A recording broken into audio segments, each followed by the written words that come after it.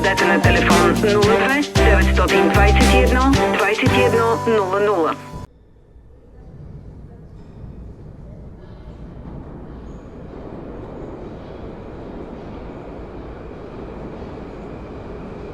Мамо, скучно ми je. Kako da pravя това? Нямам телефон. Вземи телефона от това момче. Добре.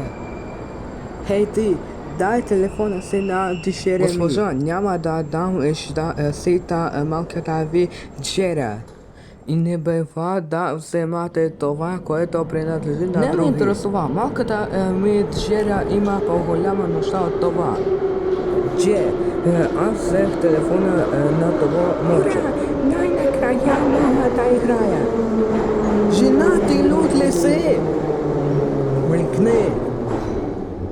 Защо не можеш просто да купиш телефон дъщеря си? Кой са ти, че да ми казаш какво да правя?